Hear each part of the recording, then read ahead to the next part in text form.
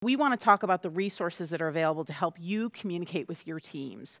Employee surveys and feedback consistently reinforce how crucial you are in communicating new news to your teams. Staff really want to hear from their direct supervisors and leaders about new news. So what's next? We're asking all of you to take time over the summer to brief your teams on the new strategic plan. And we'd like to have all these briefings complete by September 3rd, so we're giving you a nice runway to get this done. We know how busy you are, so we want to make this as easy as possible for you. So whether you're sharing the plan in person, with small groups just before a shift starts, or you can schedule a separate meeting to do the briefing with your teams, we've got you covered with resources. Basically, our goal for communication is simple and it's twofold.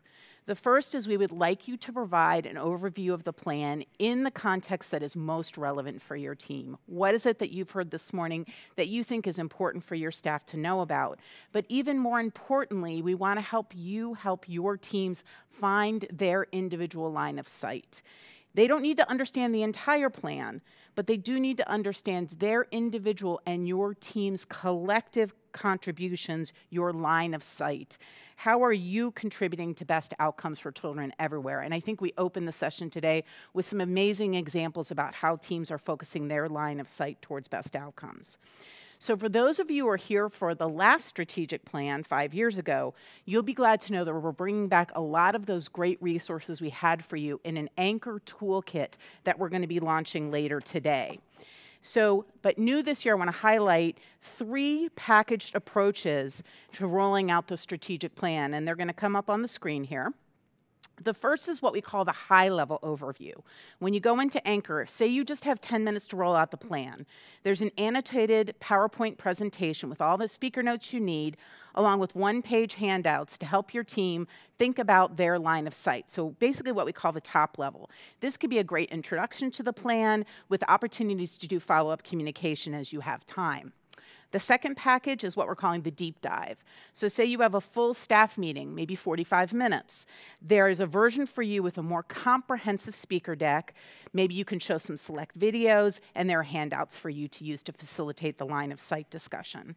And the last package is what we call the multi-meeting brief, where it breaks the plan into small digestible chunks, about 15 minutes each. If you'd like to feature the strategic plan in more than one session, this could be a great follow-up to the 10-minute introduction. So this is new this year. We're excited. We've tested this out with some of our managers and have gotten some great feedback, so we're excited for y'all to try it out too. Each approach has timed agendas and a list of needed resources for you, like decks, videos, and related handouts. Now, if you prefer to craft your own approach, we welcome that. We applaud you. There's an extensive list of kind of a la carte resources that will be available on Anchor, and you can just pick what works best for your team. And we're eager to hear back from you about how you're using the resources so we can share that with others. And last but not least, the toolkit will include a set of printable kind of do-it-yourself images. For those of you who would like to take advantage of bulletin boards and display spaces in your areas, we wanted you to have all the elements you need to highlight any of these various aspects of the plan that you've heard about today. And we know there are a lot of them to talk about in the days and months ahead. And as I said earlier, we're going to start to roll this out on Anchor later today, and you're going to continue to see resources pop up. So everything that you saw today, all the videos, including today's full presentation, will be available on Anchor. And then the last thing I want to call out for all staff is in the next 2 weeks, every employee will receive a special strategic plan edition of our Inside Nationwide Children's Hospital newsletter, which will be mailed to their home. Feel free to let your teams know this is coming because it's going to be a great resource for them, and please encourage them to take a look.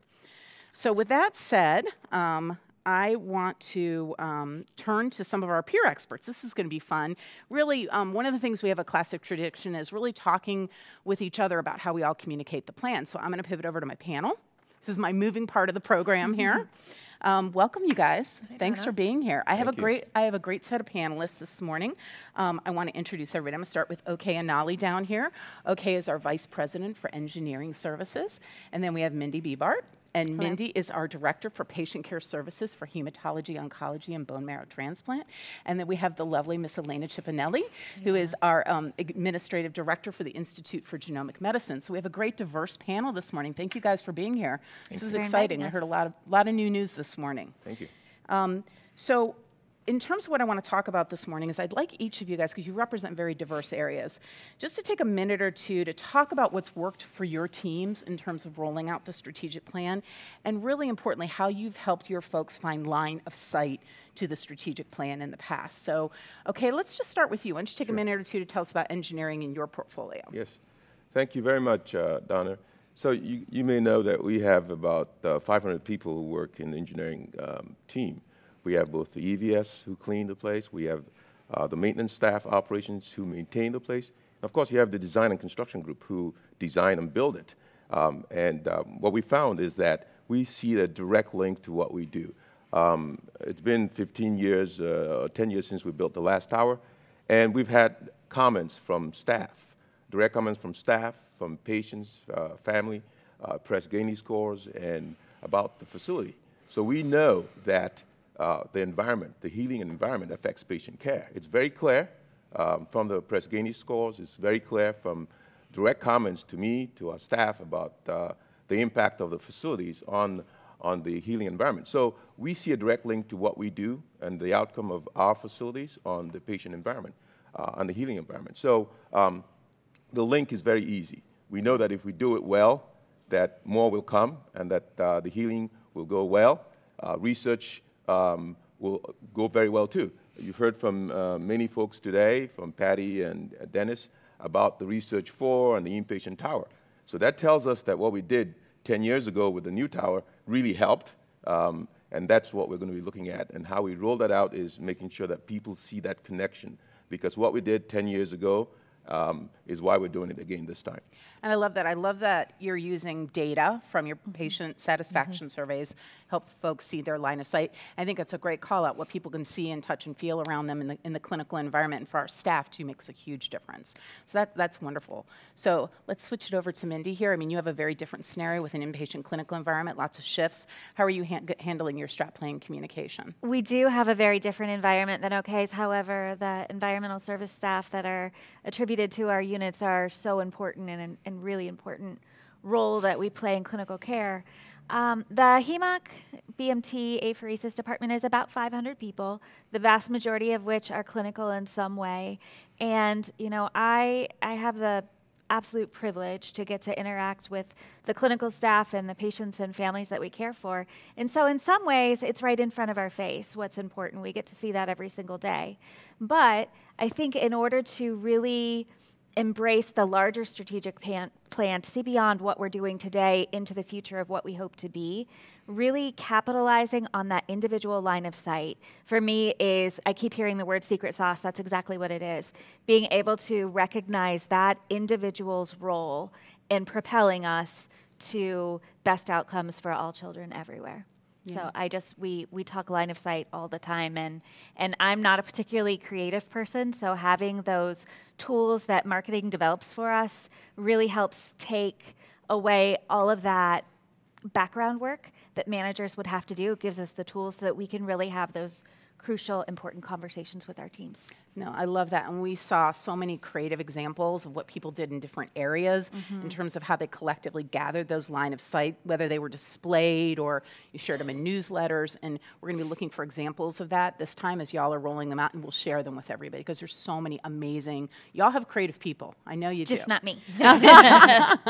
So let's take it over to you, because you're in research, the Institute for Genomic Medicine, a lot of really smart people over there.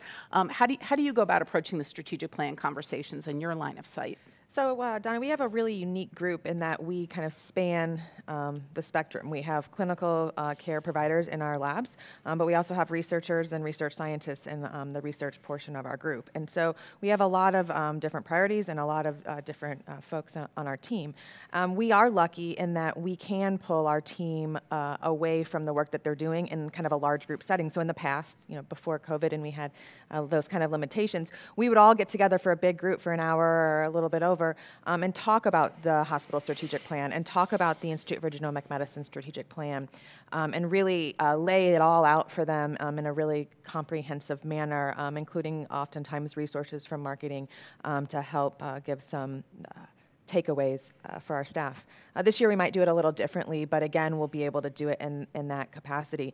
And then throughout the year at our town halls, we revisit where have we been, what are we doing, how are we affecting the strategic plan, how are we achieving our goals, and we ensure that each year the metrics that we set out for ourselves, for our managers, for our directors, and for our lab really align to those tenets of our strategic plan to keep us along the track along the way.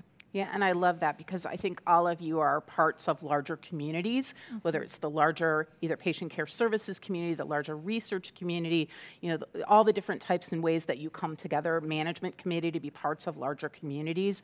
And we're going to continue to be talking about these things in these larger context formats that you all can continue to bring down to your departments. So that's fantastic. Okay, super quick speed round. I just went through the new resources and things that you would like to use. What's one thing you think you might use this time around that might be different, okay? I think I'll use the short 5-minute one. I have 3 shifts around the clock, and we huddle in smaller groups, so that lends itself very well to that. Then I have a staff meeting that is not everybody, so I can use a combination of the short and the long, depending on the size of the audience. So that's what we plan to do. Love that. Mindy? I will also probably do a combination approach, that really short introduction that encompasses the big picture, and then over time using those 15-minute length in a series to keep it top of conversation, front of mind throughout the year. Love that. Elena? We will continue with the longer version. However, I love the fact that we have these shorter versions. So now that our individual managers, when they do team huddles or have team meetings, can pull from those resources and then do their own efforts towards communicating the strategic plan at a more personal level with the staff. That's great. Well, thank you guys. You were tremendous.